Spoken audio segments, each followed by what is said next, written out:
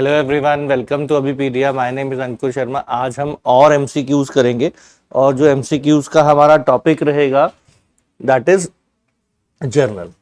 ठीक है, जर्नल के पहले भी मैंने एमसीक्यू सेशंस लिए थे। मैंने आपको बताया जर्नल ही आपका अकाउंटिंग का बेस होता है। जर्नल आपने कर लिया तो हायर लेवल की, मतलब बेसिक जर्नल अगर आप अच्छे से कर लो, फिर हायर लेवल की एंट्रीज करने में भी शेयर्स की, डिबेंचर्स की या किसी और चैप्टर की भी बहुत आसानी रहती है। तो आज कुछ और देखते हैं आपको कितना याद है जर्नल, है ना। करवाया था हमने, लेट्स सी कि आप जो है जर्नल हमने जितना किया है उस हिसाब से आपने कितनी रिवीजन कर ली है। और आप जो है देखते हैं अब ये आंसर्स आप दे पाते हैं नहीं। Withdrawal of goods from stock by the owner of the business for sons birthday should be recorded by. इसको कैसे रिकॉर्ड करना है? ठीक है, ओनर ने गुड्स विड्रॉ किए हैं, ऑनर ने गुड्स विड्रॉ किए हैं और जो यूज है उसका क्या है, उसने अपने सन के बर्थडे के लिए यूज किया उन गुड्स का। तो ड्रॉइंग्स अकाउंट डेबिट होगा और क्रेडिट जो है वो कैश अकाउंट होगा। ड्रॉइंग्स अकाउंट और क्रेडिट किसे करेंगे? परचेज अकाउंट को। कैपिटल अकाउंट यूज होगा और क्रेडिट किसको करेंगे? ड्रॉइंग्स अकाउंट को। परचेज अकाउंट जो है वो डेबिट होगा और क्रेडिट जो है वो ड्रॉइंग्स अकाउंट होगा, या इनमें से कोई भी एंट्री ठीक नहीं है, ये आपको बताना है। तो आपको ये समझना है, ठीक है। Withdrawal of goods by owner of business for sons birthday, है ना। अब आपको ये समझना है, अकाउंटिंग का पहला रूल होता है जब हम करते हैं कि सेपरेट लीगल एंटिटी, कि ओनर जो होता है और जो बिजनेस होता है ये दोनों सेपरेट लीगल एंटिटीज हैं। तो जब भी ओनर बिजनेस को कुछ देता है ना, एनीथिंग, चाहे कैश या काइंड में, तो उसे कैपिटल कहते हैं। लेकिन अगर वो बिजनेस से कुछ लेता है तो उसको हम ड्राइंग्स बोलते हैं। तो यानी कि ड्राइंग्स अकाउंट तो यूज होना ही होना है। तो ड्राइंग्स अकाउंट जो है वो ओनर के लिए रिप्रेजेंट हो रहा है। ओनर जो है वो पर्सन होता है, तो पर्सनल अकाउंट हो गया ड्राइंग्स अकाउंट। तो उस हिसाब से गुड्स जो है वो ओनर बिजनेस से रिसीव कर रहा है, बिजनेस से ओनर के पास गुड्स जा रहे हैं, तो क्या हो जाएगा? Debit the receiver. और गुड्स जो है स्टॉक है, स्टॉक को हम क्या मानेंगे? स्टॉक जो है वो एसेट होता है, तो रियल अकाउंट होता है। तो इसलिए गुड्स बिजनेस से जा रहे हैं तो credit word goes out, purchase account को क्रेडिट करेंगे हम। ठीक है, परचेज अकाउंट को क्रेडिट करने का मोटिव ये रहता है कि ये जो गुड्स हम चार्ज करेंगे अपने अकाउंट्स में वो हम कॉस्ट प्राइस पे चार्ज करेंगे। ठीक है, गुड्स जा रहे हैं बाहर बिजनेस से। बिजनेस से बाहर कब जाते हैं? जब हम बेसिकली सेल करते हैं, लेकिन सेल हम किसी और को करते हैं, तो हम यहां पे सेल्स वर्ड का यूज करते हैं, है ना। लेकिन यहां पे ओनर जो लेके जा रहा है वो तो कॉस्ट प्राइस पे ही लेके जाएगा, और कॉस्ट प्राइस पे लेके जाएगा, इसलिए हम परचेज अकाउंट यूज करेंगे। तो आपकी आंसर होगा ये, ड्रॉइंग्स अकाउंट को डेबिट करेंगे, परचेज अकाउंट को क्रेडिट करेंगे। ठीक है, तो ये आपकी एंट्री है, जो इस जो फर्स्ट आपका क्वेश्चन है उसकी एंट्री जो है, आपका आंसर जो है वो बी बनता है, बाकी और नहीं कोई भी बनेगा। ठीक है, रीजन मैंने आपको बता दी। अब हम चलते हैं नेक्स्ट एंट्री पे। तो नेक्स्ट एंट्री आपकी क्या कहती है? On the purchase of goods of list price of ₹30,000 from mister Mohit. Mister Mohit से हमने गुड्स खरीदे हैं जो लिस्टेड हैं ₹30,000 पे। वो allowed 10% trade discount, 10% trade discount दिया है उसने, एंड 10% जीएसटी चार्ज किया है। ये चीज उसने की है। और purchase account to be debited with, अब आपसे क्वेश्चन में पूछा है, ट्रांजैक्शन दी है, आपसे कहा है गुड्स खरीदे हैं जिनका लिस्ट प्राइस 30,000 था, मोहित से खरीदे हैं, उसने 10% ट्रेड डिस्काउंट दे दिया और 10% जीएसटी चार्ज किया। तो आपको क्वेश्चन में यह बताना है कि जो परचेजेस अकाउंट है, इस परचेजेस अकाउंट में या परचेजेस अकाउंट में कितना अमाउंट जाएगा? 27,000 जाएगा, 29,700 जाएगा, 33,000 जाएगा, 28,000 जाएगा, या इनमें से कोई भी नहीं जाएगा? तो ये आपको इस क्वेश्चन में बताना है। तो अगर हम देखो क्वेश्चन में रीड करें, 30% 30,000 के गुड्स हैं, 10% ट्रेड डिस्काउंट है, तो माइनस कर देंगे तो हो गया 27,000।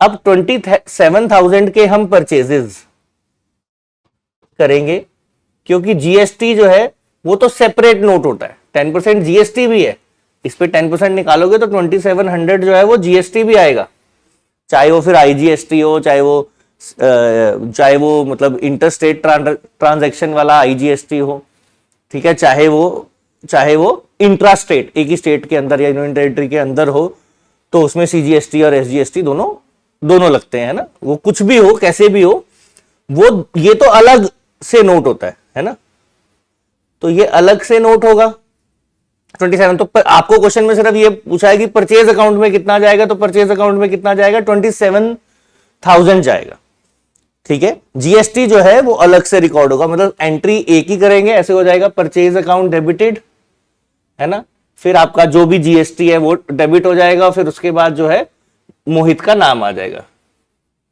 टू मोहित क्रेडिट हो जाएगा, क्योंकि ये दोनों ही चीजें हमें किसको देनी है, मोहित को देनी है, ठीक है। Mohit is the giver of the goods, और ये परचेज और ये जो आपका जीएसटी है दोनों ही हमें मोहित को देना है, तो ये दोनों जो है डेबिट हो जाएंगे। तो आपसे क्वेश्चन में ध्यान से देखना है आपको क्वेश्चन में क्या बोला, उन्होंने क्वेश्चन में बोला है कि ओनली परचेज अकाउंट में क्या जाएगा ये बताओ, तो परचेज अकाउंट में कितना जाएगा, 27,000 जाएगा, ठीक है। तो आपका आंसर जो है इसका ए रहेगा। अब नेक्स्ट है journal entry for rent not paid for March month का रेंट पे नहीं किया है तो उसकी जर्नल एंट्री क्या होगी, ये आपसे क्वेश्चन में पूछा गया है। तो आउटस्टैंडिंग रेंट डेबिट होगा और रेंट को क्रेडिट कर देंगे, कैश डेबिट होगा और आउटस्टैंडिंग रेंट को क्रेडिट कर देंगे, रेंट डेबिट होगा और कैश को क्रेडिट कर देंगे, आउटस्टैंडिंग रेंट डेबिट होगा, कैश को क्रेडिट कर देंगे, या इनमें से कोई भी एंट्री ठीक नहीं है। तो ये आपको वन बाय वन सोचना है, ट्राई करो, आनी चाहिए आपको। अब तो हम जर्नल काफी रिवाइज कर चुके हैं, तो आपको आइडिया होना चाहिए इस एंट्री का। ये इंपॉर्टेंट एंट्री है, outstanding, prepaid, pre received, accrued, ये एंट्रीज जो हैं ये आ सकती हैं, आपको पूछा जा सकता है कभी भी, तो बताएंगे जरा। चलो मैं इतना बता देता हूं, सी तो ऑप्शन नहीं है, क्योंकि देखो रेंट दिया ही नहीं है, तो कैश तो आ ही नहीं सकता, है ना। रेंट लिखा है, रेंट हमने पे ही नहीं किया, जब पे नहीं किया तो कैश तो आएगा नहीं, ना तो सी ऑप्शन होगा ना तो डी ऑप्शन होगा और ना ही बी ऑप्शन होगा। तो अब मुझे बताओ आप क्या आंसर होगा इसका। अब तो आसान हो गया काफी, बताओ।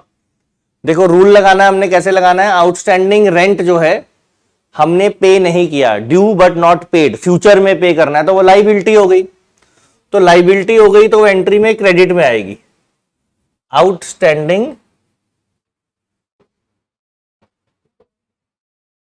रेंट अकाउंट जो है वो क्रेडिट हो जाएगा। डेबिट में रेंट एक एक्सपेंस है, चाहे पे हो चाहे पे ना हो आपको नोट करना होता है, ठीक है। तो रेंट अकाउंट जो है वो डेबिट हो जाएगा, तो आपकी एंट्री बननी चाहिए rent account debited to outstanding rent. लेकिन ये ऑप्शन कहीं भी नहीं दी हुई, ये भी यहां पे भी आउटस्टैंडिंग रेंट को डेबिट किया हो तो आउटस्टैंडिंग रेंट डेबिट नहीं होगा। क्यों नहीं होगा, क्योंकि वो लाइबिलिटी है, ठीक है। तो ये भी ऑप्शन नहीं है, तो आपका आंसर इसमें क्या रहेगा, नन ऑफ दीज। और जो सही एंट्री बनेगी वो क्या बनेगी, rent debited to outstanding rent account. तो वो क्रेडिट लिखना, अगर एंट्री करते हैं तो क्रेडिट लिखना जरूरी नहीं होता है, ठीक है। तो आउटस्टैंडिंग रेंट जो है वो क्रेडिट हो जाएगा आपका इसमें। तो इसका आपको ध्यान रखना है कि जो आपकी एंट्री है बहुत ध्यान से समझना। देखो बहुत सारी ऑप्शंस आपको क्वेश्चन में दी हुई थी, तो बहुत ध्यान से समझना। तो ऐसे एंट्री में पहले आप खुद ही एंट्री बना लो और फिर चेक करो किसी ऑप्शन से मैच कर रही है या नहीं, ठीक है। तो पहले ही देखो क्या रेंट नॉट पेड है, यानी कि आउटस्टैंडिंग रेंट है, तो आउटस्टैंडिंग रेंट की एंट्री आप कर लो, फिर मैच करो कौन से ऑप्शन से मिल रही है, ठीक है। तो ध्यान से जो है वो क्वेश्चन पढ़ना है। जैसे इसमें से कोई भी ऑप्शन आंसर नहीं था, नन ऑफ दीज था, तो आपको इस चीज का ध्यान रखना है, ठीक है। अब एक अगला क्वेश्चन है, फिर देखो, Romil starts business with capital ₹50,000, he purchases goods in credit worth 15,000।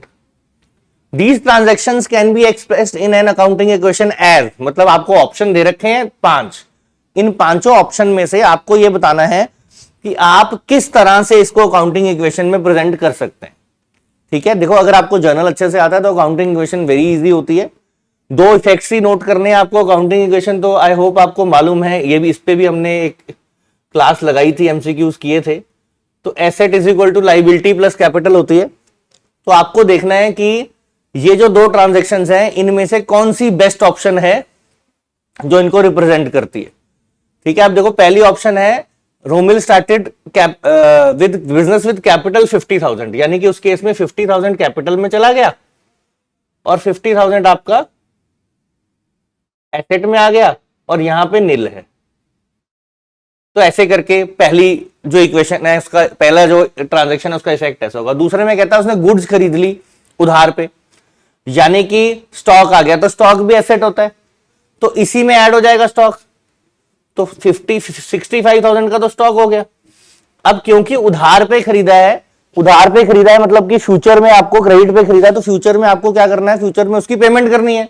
तो फ्यूचर में अगर आपको उसकी पेमेंट करनी है तो क्रेडिटर बन गए आपके 15,000 रुपीज के और 50,000 का कैपिटल तो पहले से ही पड़ा है। तो ये आपका बेस्ट वे होना चाहिए इनको इसको रिप्रेजेंट करने का। तो देखो किससे मैच कर रहा है। ऑप्शन 1 तो नहीं है, ठीक है, ऑप्शन 2 भी नहीं है, ऑप्शन कौन सी है भी, देखो ये वाली है सी, 65,000 15,000। हाँ, उससे ये फर्क नहीं पड़ता कि मैंने कैपिटल पहले लिखा है या लाइबिलिटी पहले लिखा है, वो डजंट मैटर। कैपिटल ये दिया उन्होंने, लाइबिलिटी यहां रखी है, उससे फर्क नहीं पड़ता। ठीक है, और फिर ये भी नहीं, तो आपका आंसर क्या है इसमें, सी। आई होप सेशन आपके लिए इंफॉर्मेटिव रहा होगा, रह रहा है, मतलब कर रहे हैं हम इसको, तो इंफॉर्मेटिव है, आपको चीजें पता लग रही होंगी। इन केस यू वांट कि मैं कुछ और टॉपिक्स पे आपके लिए कुछ लेके आऊं, कोई एमसीक्यूज लेके आऊं, तो आप मुझे बता सकते हैं, लिख सकते हैं कमेंट में। ठीक है जी, अब question number 5। Question number 5 says which of the following shows the chronological record of transaction. अब क्रोनोलॉजिकल रिकॉर्ड ऑफ ट्रांजैक्शन इनमें से कौन सा बताता है, journal, profit and loss account, trial balance, balance sheet, या इनमें से कोई भी नहीं है जिसमें जो है आप क्या कर सकते हैं, क्रोनोलॉजिकल ऑर्डर में रिकॉर्ड करते हैं। तो बहुत इजी है, ठीक है, इसमें तो कोई कंफ्यूजन आपको होनी ही नहीं चाहिए, इट इज वेरी इजी, बहुत आसान है ये। ठीक है, which of the following shows chronological order. Chronological order का मतलब होता है डेट वाइज कह सकते हैं, अकॉर्डिंग टू टाइम। तो टाइम यहां पे क्योंकि हम अकाउंटिंग की बात कर रहे हैं तो एग्जैक्टली टाइम तो नहीं नोट करते हैं हम किसी ट्रांजैक्शन में, लेकिन डेट वाइज नोट करते हैं। तो देखो आपको समझना है, बैलेंस शीट तो normally end of the year बनती है, यानी कि अगर ईयर आपका फाइनेंशियल ईयर है तो 31 मार्च 2025 में बनेगी, अगर हम इस फाइनेंशियल ईयर की बात करें। और सिमिलरली ट्रायल बैलेंस भी एंड ऑफ द ईयर में बनता है, प्रॉफिट एंड लॉस भी एंड ऑफ द ईयर में बनता है, ये तीनों ही एंड ऑफ द ईयर में बनते हैं। या आजकल बड़ी कंपनीज जो हैं क्वार्टरली भी अपना प्रॉफिट निकालती हैं, लेकिन क्वार्टरली निकालने के बाद वो एनुअल प्रॉफिट्स तो पक्का ही निकालते हैं। ठीक है, क्वार्टरली भी वो रिलीज करते हैं ये फिगर्स, लेकिन जो मेन अकाउंटिंग का आइडिया है वो क्या होता है, 1 ईयर का होता है। तो 1 year normally financial year follow होता है ना, तो इस डेट पे ही बनता है। सिर्फ एक जर्नल है जिसमें रिकॉर्डिंग जो है वो, जर्नल में रिकॉर्डिंग क्या है, क्रोनोलॉजिकल ऑर्डर में होती है। जैसे जैसे ट्रांजैक्शंस आप करते रहोगे या ट्रांजैक्शंस होती रहेंगी, वैसे वैसे उनको डेट वाइज रिकॉर्ड करते रहते हैं। तो आपका आंसर इसमें क्या है, जर्नल है। ठीक है, the journal also known as books of original entry keeps records of business transaction in a systematic order.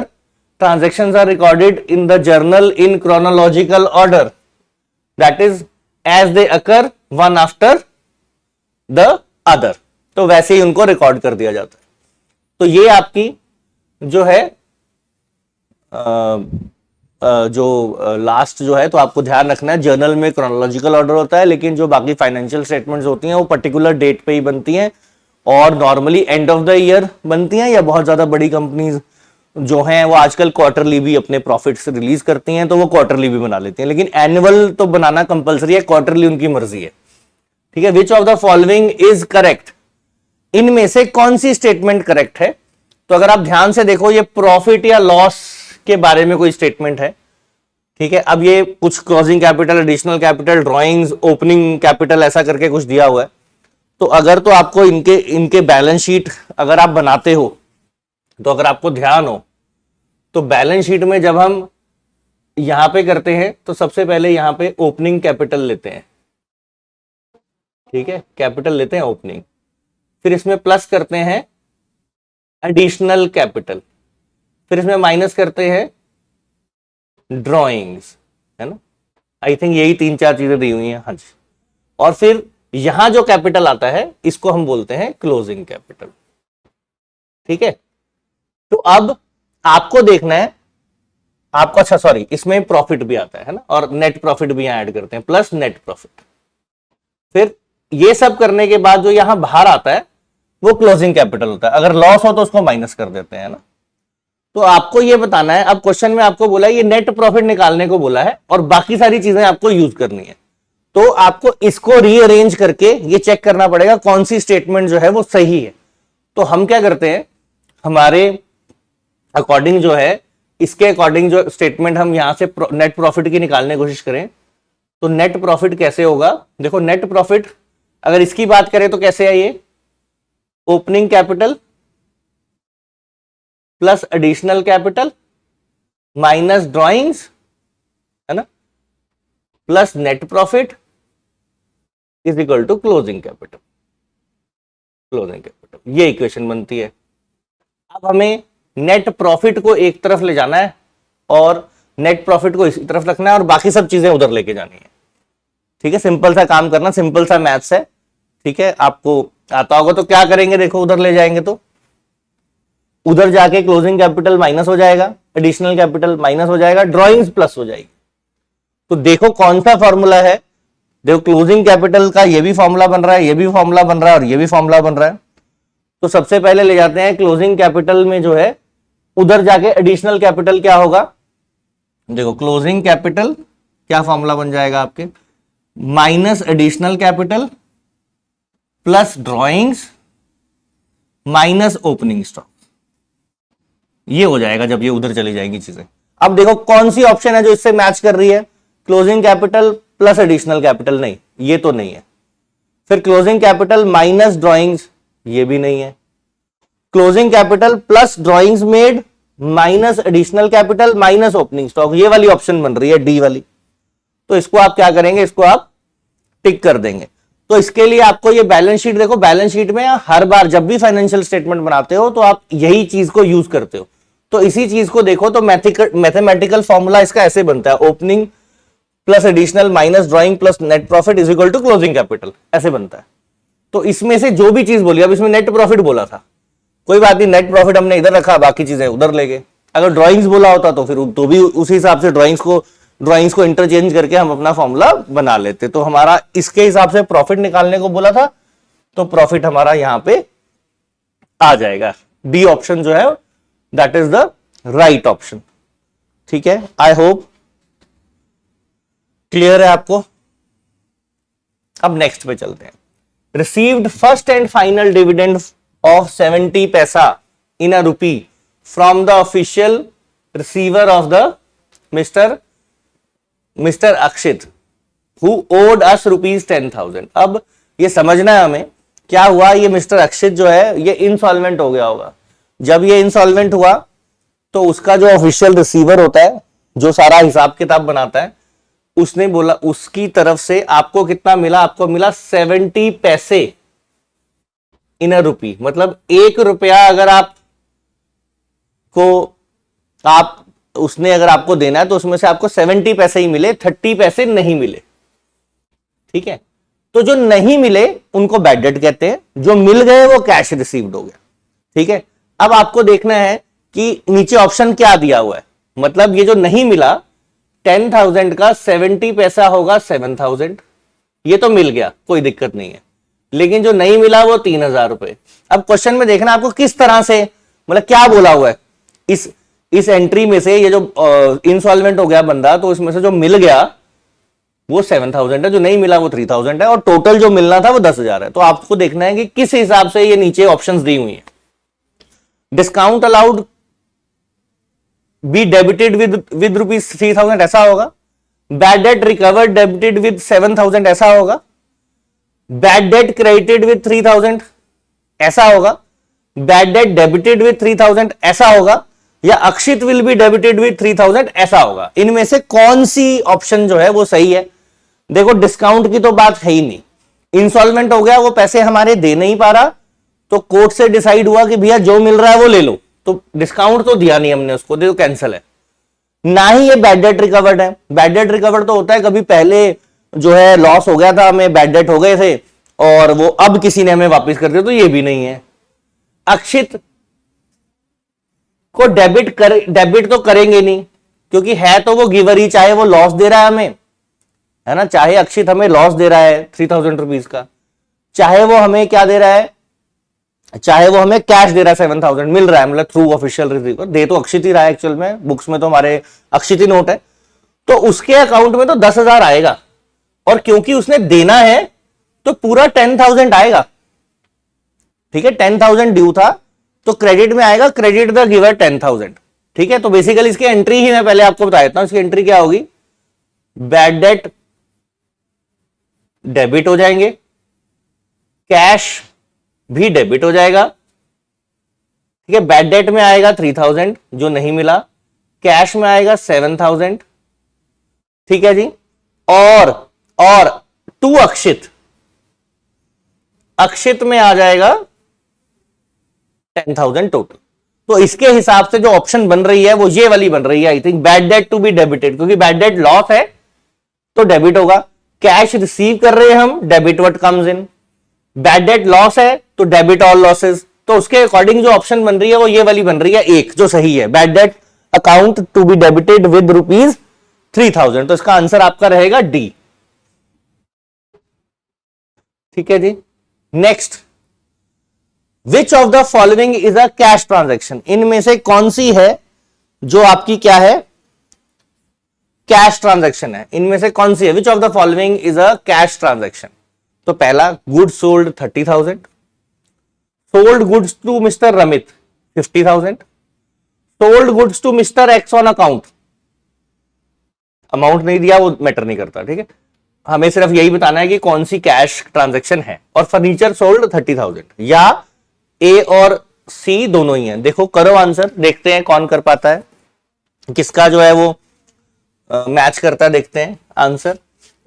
तो अब आपको ये सोचना है, देखो इसमें कैश ट्रांजैक्शंस दिखनी है हमें, तो सबसे पहले देखो ये तो हो नहीं सकती, क्यों, गुड्स बेचे हैं रमित को, ये तो बताया, देखो किसी ट्रांजैक्शन में ये नहीं बताया हुआ कि कैश में है क्रेडिट में है, तो आपको क्या रूल फॉलो करना होता है, अगर ट्रांजैक्शन में किसी का नेम मेंशन्ड है, किसी पार्टी का, चाहे वो नेम इंडिविजुअल बंदे का हो चाहे किसी कंपनी का हो, तो उसको हम मानते हैं क्रेडिट पे हुई है। अगर नेम मेंशन नहीं है तो हम बोलते हैं कि किस पे हुई है, तो आपकी ट्रांजैक्शन जो है वो किस में हुई है, कैश में हुई है। तो यानी कि ये, और यहां पे भी देखो ऑन अकाउंट लिखा है, ऑन अकाउंट का मतलब यहां पे बैंक अकाउंट नहीं है, ऑन अकाउंट मतलब लेजर अकाउंट, मतलब उधार, ये ध्यान रखना है। इस ट्रांजैक्शन में मिस्टर एक्स ऑन अकाउंट का मतलब बैंक नहीं होता, क्योंकि अगर बैंक से ट्रांजैक्शन होगी, बैंक और कैश एक ही बात है ना, चाहे आपको चेक से मिले, चाहे इंटरनेट बैंकिंग से कोई ट्रांसफर कर दे, चाहे जीपे से कर दे, चाहे आपको कैश दे दे, वो एक ही बात होती है ना। तो ऑन अकाउंट की लिखा है, sold goods to mister X on account, on account का मतलब यहां पे बैंक नहीं है, ऑन अकाउंट का मतलब लेजर अकाउंट है, उधार। ठीक है, तो बची दो ट्रांजैक्शन, सोल्ड गुड्स, इसमें ना तो नाम दिया है ना कुछ और लिखा हुआ है, फर्नीचर सोल्ड 30,000, ये दोनों की दोनों ट्रांजैक्शन जो हैं वो कैश में हुई हैं। तो आंसर आपका हो गया ए एंड ई, ये आपका आंसर जो है वो फिट बैठेगा इस पे, ए एंड ई। अब देखो नेक्स्ट ट्रांजैक्शन कहता है क्रेडिट मीन्स, अगर हम क्रेडिट करते हैं, क्रेडिट होता है कुछ, तो उसका मतलब क्या है, increase in asset, increase in liability, decrease in liability, increase in proprietors equity यानी कि कैपिटल, प्रोपराइटर्स इक्विटी होती है capital, increase in capital, sorry decrease in capital, या नन ऑफ दीज। तो आपको समझना है क्रेडिट का क्या मतलब होता है, तो आपको समझ, देखो ये देखना है, एसेट लाइबिलिटी, दो चीजें यहां पे दी हुई हैं, और कैपिटल। ठीक है, एसेट जो है आपका उसके डेबिट बैलेंसेस होते हैं। ठीक है, एसेट्स आपके डेबिट बैलेंसेस होते हैं। लाइबिलिटी का क्रेडिट बैलेंस होता है, इसका भी क्रेडिट बैलेंस होता है, बिकॉज ये वो पैसा है जो औरों को देना है और ये खुद का है। ठीक है, तो एसेट्स का हमेशा डेबिट बैलेंस होता है, लाइबिलिटीज हैं ये दोनों, चाहे ओनर के ही पैसे देने हैं, मतलब कैपिटल ओनर का ही पैसा है, लेकिन वो लाइबिलिटी ट्रीट होता है, क्योंकि शुरू में मैंने आपको बताया कि ओनर और बिजनेस दोनों अलग हैं, है ना। तो ओनर ने अगर कुछ दिया है business, accounting point of view से दोनों अलग है, तो ओनर ने अगर कुछ बिजनेस को दिया है तो इट मींस वो लाइबिलिटी है, तो लाइबिलिटी के क्रेडिट बैलेंस होते हैं। अब क्रेडिट का मतलब क्या होगा ये समझना है आपने। क्रेडिट का मतलब एसेट के लिए तो होगा कि एसेट में डिक्रीज हो गया, लेकिन इन दोनों में होगा कि इंक्रीज हो गया, इंक्रीज हो जाएंगे दोनों चीजें। और एसेट में अगर क्रेडिट होगा तो मींस वो डिक्रीज कर गया एसेट की वैल्यू आपकी। क्लियर है, तो अब इसके हिसाब से हम ऑप्शन देखेंगे, an increase in asset, increase in liability, decrease in liability, तो आपका ऑप्शन बनेगा इंक्रीज इन लाइबिलिटी। ठीक है, बाकी और कोई ऑप्शन जो है वो ठीक या फिट नहीं करेगा। ठीक है जी, अब देखो next, which of the following way a compound entry is passed. Compound entry होती है एक, वो कैसे पास हो सकती है। पहला ऑप्शन, वन पर्टिकुलर अकाउंट में be debited with several accounts में बी क्रेडिटेड, फिर वन पर्टिकुलर अकाउंट में बी क्रेडिटेड एंड सेवरल में बी डेबिटेड, और सेवरल में बी डेबिटेड और सेवरल अदर अकाउंट्स में ऑल्सो भी क्रेडिटेड। वो कहता है एक ही अकाउंट डेबिट में जाए, बहुत सारे अकाउंट क्रेडिट में जाए, या फिर बहुत सारे अकाउंट डेबिट में जाए, है ना, और एक ही अकाउंट क्रेडिट में जाए, या कहता है बहुत सारे अकाउंट डेबिट आ जाए और बहुत सारे अकाउंट क्रेडिट में आ जाए। तो भाई कंपाउंड एंट्री, ये सारी कंपाउंड एंट्रीज ही हैं। कंपाउंड एंट्री का मतलब होता है एक से ज्यादा ट्रांजैक्शन को आप क्लब कर दो, तो ऐसे करो या ऐसे करो, तीनों ही वे में ये कंपाउंड एंट्री होती है, तो इसलिए आपका आंसर रहेगा ई। ठीक है, आज के सेशन में आज जर्नल से रिलेटेड हमने चीजें की हैं, आई होप आपको और क्लैरिटी मिली होगी। फर्दर हम कुछ और टॉपिक्स में भी, ट्रायल बैलेंस या फाइनेंशियल स्टेटमेंट्स या डेप्रिसिएशन, इनमें से कुछ, या बिल ऑफ एक्सचेंज, इनसे रिलेटेड मैं आपके लिए कुछ चीजें जो है वो लेकर आऊंगा, कुछ क्वेश्चंस जो है वो लेके आऊंगा। ठीक है, और तब तक के लिए थैंक यू वेरी मच।